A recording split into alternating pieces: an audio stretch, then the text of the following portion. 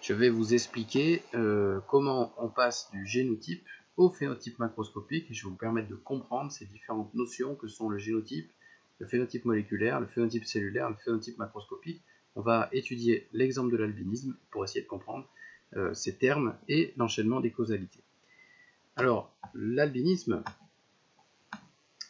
c'est difficile de savoir si on doit parler de maladie, mais en tout cas c'est une caractéristique de personnes qui vont présenter, comme cet enfant ici, un déficit de pigmentation très fort au niveau de la peau, au niveau des yeux, au niveau des cheveux. Alors il y a plusieurs sortes d'albinisme, mais globalement c'est un défaut de pigmentation.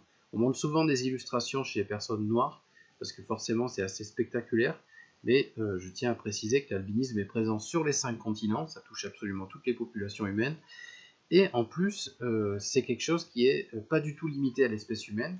On le retrouve dans plein d'espèces, pratiquement chez tous les vertébrés et même éventuellement au-delà.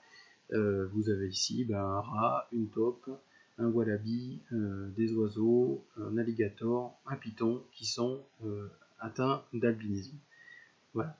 Alors, qu'est-ce que c'est que ce défaut de pigmentation? On va se focaliser sur la question de la peau. Et en l'occurrence, la couleur de la peau, ça va être une question d'épiderme. Donc l'épiderme est la partie la plus superficielle de la peau, vous voyez sur ce schéma, et c'est ici qu'il va y avoir une question de pigmentation, de coloration, qui va être différente, qui ne va pas être normale. Alors, je fais encore un zoom sur cette partie de l'épiderme. Il faut savoir qu'il y a deux sortes de cellules principalement dans l'épiderme. Les kératinocytes, qui représentent 99% des cellules de l'épiderme, qui sont des cellules qui donnent à la peau sa structure. Et puis vous avez en base de peau des cellules qu'on appelle les mélanocytes, qui sont chargées de fabriquer une petite protéine foncée qui s'appelle la mélanine. Et cette substance, c'est elle qui va colorer la peau. Alors dans le détail, il en existe plusieurs qui vont permettre de donner des nuances avec la couleur blonde, la couleur brune, la couleur noire. Mais grosso modo, la mélanine fait que la peau peut être foncée, et c'est aussi ces types de pigments qui vont donner les couleurs rousses, blondes, etc. au niveau des cheveux. Alors, en fait, dans la pratique, voici une photo vue au microscope de cellules de la peau.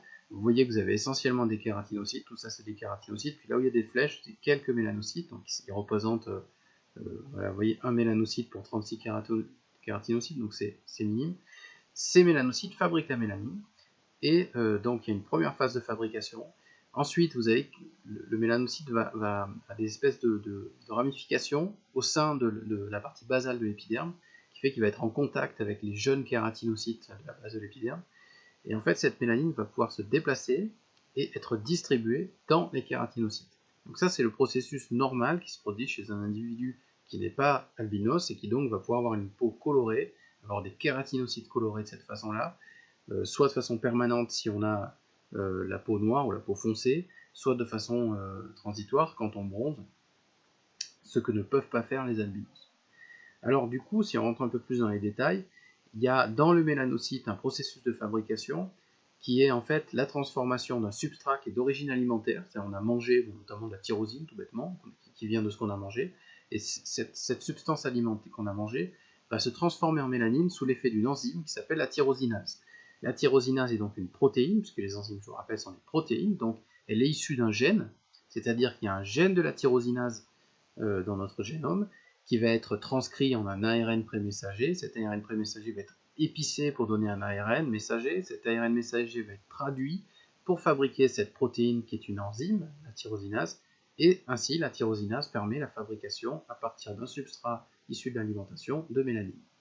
Cette mélanine, dans un deuxième temps, elle va se regrouper dans des vésicules qu'on appelle les mélanosomes, et ces mélanosomes vont être distribués avec un rôle central de la myosine VA, on va en revenir, on va être distribués dans les kératinocytes.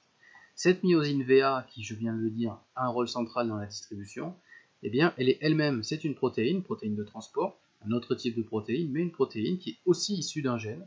Donc il y a aussi un gène de la myosine VA qui est transcrit, épicé, traduit, et ça donne une myosine VA fonctionnelle qui va permettre la distribution des mélanosomes et donc de la mélanine dans les kératinocytes. Voilà le fonctionnement d'un individu normal. Alors maintenant, chez les albinos, on va distinguer deux cas de figure. Premier cas de figure, il est possible que le gène de la tyrosinase, les deux allèles soient mutés.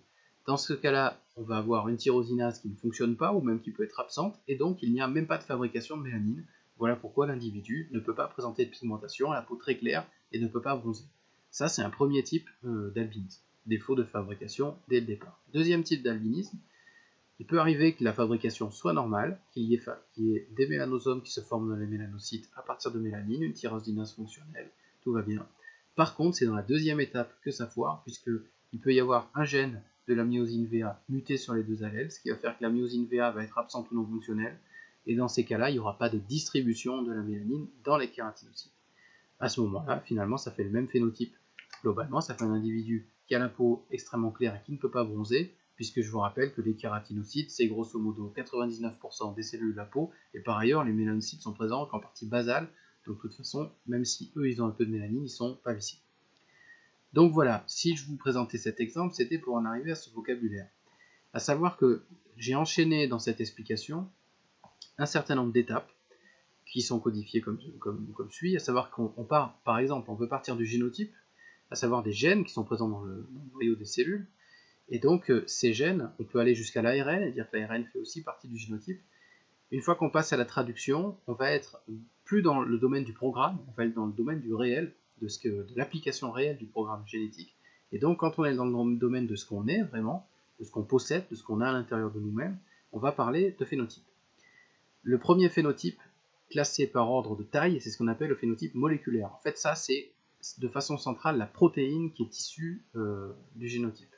Donc, c'est la tyrosinase, c'est la myosine, et ainsi que les molécules qui peuvent être les substrats ou les produits si jamais on est sur des enzymes. Donc ça, c'est le phénotype moléculaire. Ce phénotype moléculaire, il va avoir des conséquences, il est lui-même la cause du phénotype cellulaire, puisqu'en l'occurrence, si je reprends un peu la chaîne des événements, c'est parce que j'ai un gène de la tyrosinase mutée que je vais avoir une protéine mutée, donc un phénotype moléculaire anormal, et c'est parce que j'ai un phénotype moléculaire anormal que je vais avoir des kératinocytes incolores, c'est-à-dire un phénotype cellulaire anormal. Donc le phénotype cellulaire, bien sûr, comme son nom l'indique, c'est le phénotype à l'échelle de la cellule. Et puis ce phénotype cellulaire va lui-même causer un phénotype macroscopique, à savoir qu'on a en face de nous éventuellement un individu qui a la peau très claire et qui est albinos. On peut prendre le raisonnement dans l'autre sens, on peut aussi dire que le phénotype macroscopique, par exemple, si j'ai devant moi un individu qui a la peau colorée ou qui a la peau qui peut se bronzer normalement, donc bref, un individu qui n'est pas albinos, ben, s'il a ces capacités-là au niveau de sa peau, ben, c'est causé par le fait qu'il a des kératinocytes qui sont colorés par la mélanine, ce qui est causé par, cette fois, le phénotype moléculaire, à savoir qu'il y a des tyrosinases, des protéines tyrosinases fonctionnelles et des protéines myosine VA fonctionnelles, donc le phénotype moléculaire, et ce phénotype moléculaire normal est causé lui-même par la présence de gènes normaux. Donc on peut appliquer ce raisonnement dans les deux sens, dans toutes les cases. Voilà, vous distinguez donc le sens et l'enchaînement des causalités entre ces notions de génotype, de phénotype moléculaire, de phénotype cellulaire et de phénotype macroscopique. Donc l'objectif, c'est que, ayant compris pour cet exemple, vous soyez en mesure, en prenant une autre maladie, comme par exemple une maladie génétique qui est la drépanocytose, que vous soyez en mesure de l'appliquer à une autre maladie. Voilà, je vous remercie de votre attention.